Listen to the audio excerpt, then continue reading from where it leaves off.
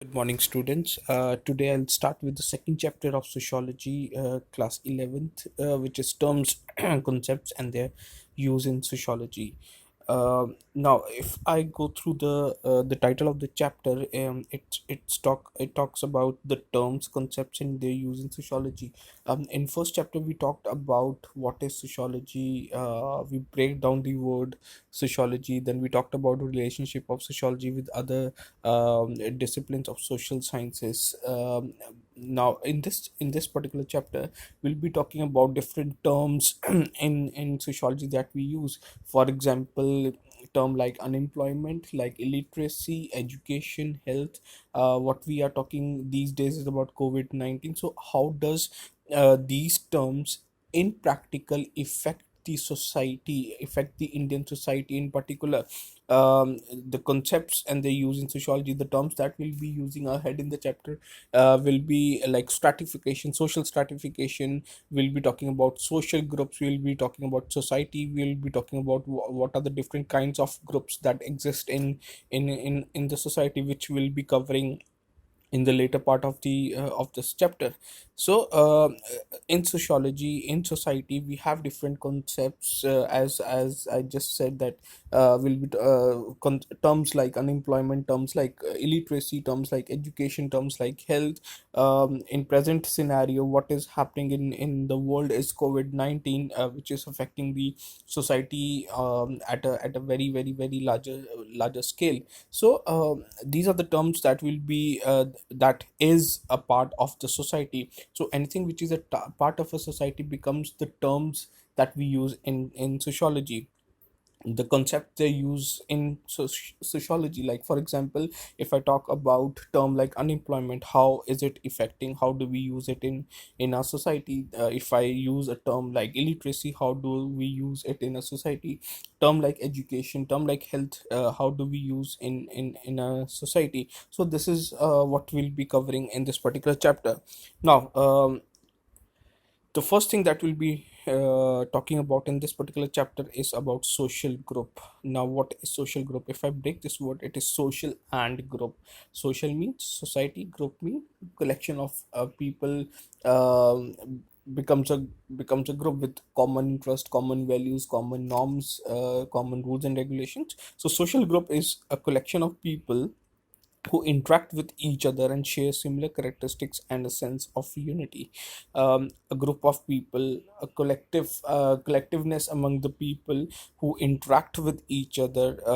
They have a word with each other. They share a similar kind of dialogue with each other, and they have similar characteristics and they have a sense of unity. Similar characteristics, like for example, if we all, for example, students of all class 11th humanities and their respective teachers, if they have a problem, they can go out and discuss in a society. So we all have a similar characteristics, we all have a similar problems, we all want the solution of a particular problem which is common in all of us. So that becomes a similar characteristics. Or similar characteristics can also be talked in terms of, for example, if our problem is similar in a kind of a society that we live in. For example, if you are living in a society where people are more uneducated, so we collectively talk about that particular illiteracy factor which is existing in our society. And the sense of unity, sense of unity means that we have a proximity level. We share a common bond, we share a very collective bond. The word called affection is higher, the proximity is there. So this is what a social group is.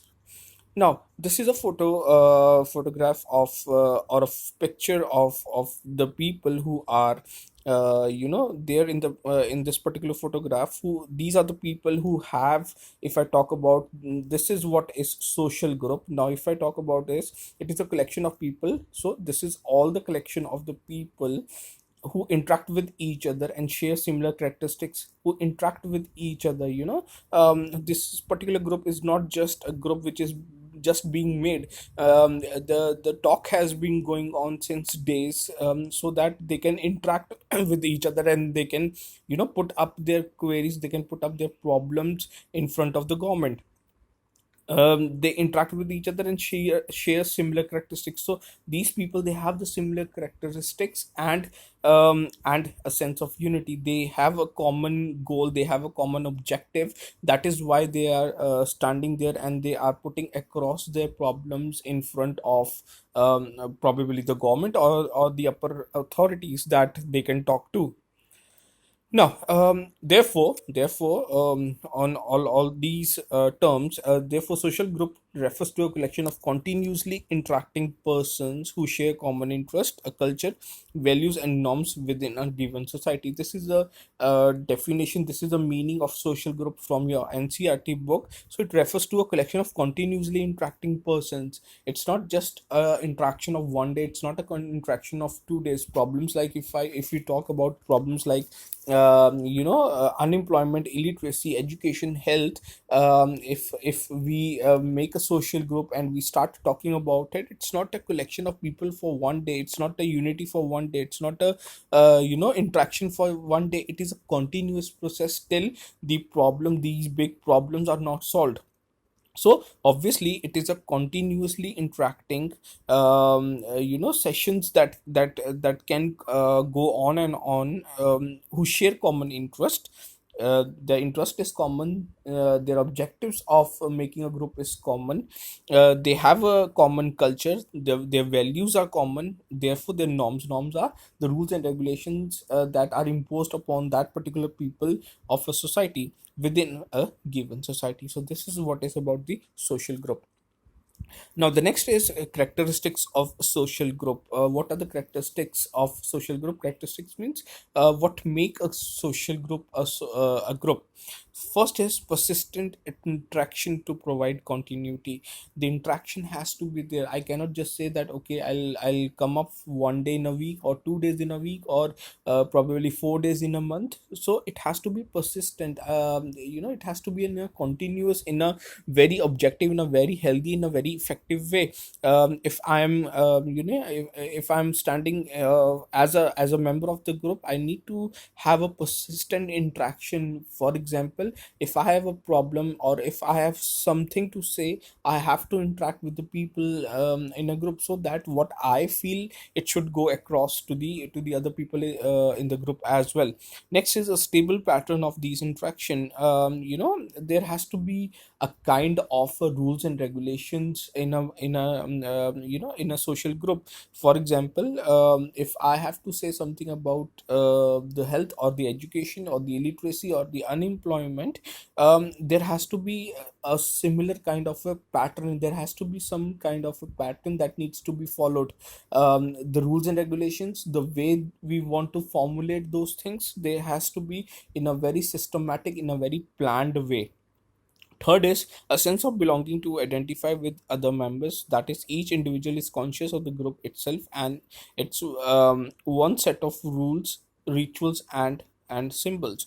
Now, obviously, if a person is a part of a group, that means that particular person has a sense of belonging to that particular group, that I am the part of the group. Therefore there has to be a we feeling among the each member of the group, a sense of belonging. Therefore, because they are part of the of that particular, because every member is a part of the particular group, therefore every member belongs to that particular group. Okay, so sense of belonging to identify with other members, that each individual is conscious as if the belongingness factor is there among every member of the group, therefore it would mean that every member is conscious about what he's supposed to do in a group, what is his roles and responsibilities in a group. If we've given some task to do it, he has to do it in the perfect manner that he can do it. So every member of the group becomes conscious about it, that yes, I am the member of the group, I belong to this particular group, therefore whatever task is given to me, I should do it in a effective, in a positive way. And set of rules, rituals, and symbols. Therefore, the rules, the regulations that are imposed upon the every member of the group, they should follow it. The rituals has to be followed, the symbols has to be followed. Rituals in the sense that yes, whatever whatever rules and regulations every religion follows. And symbols, for example, if a particular word has a kind of a symbol or interaction, or if I talk about the lights that we see on the roads, if it's green light, we cross the road. If it's yellow, or if it's red, we wait for the for the light to go green. So symbols,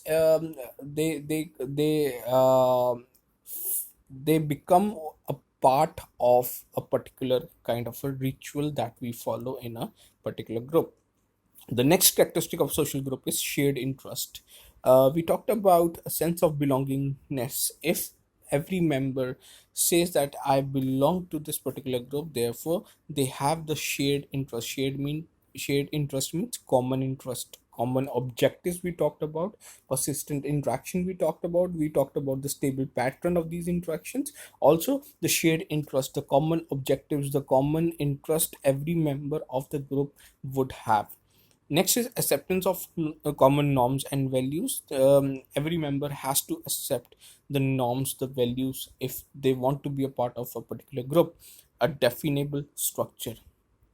The group, every group in a society, they have a defined structure, that how they're gonna formulate, how they're gonna give rules, rules and regulations, how they're gonna do give every member a particular kind of a task. So it is defined, it has to be defined, there has to be a structure in a group. Otherwise the objective of the group will not be met if the group is not structured in a defined in a particular way.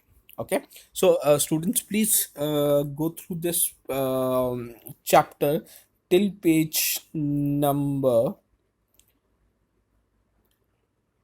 27, so that please read through the NCRT book. I will send the PDF along with this video as well, so that all of you have this PDF, and you can read through the slides as well as the PDF till page number 27. Thank you.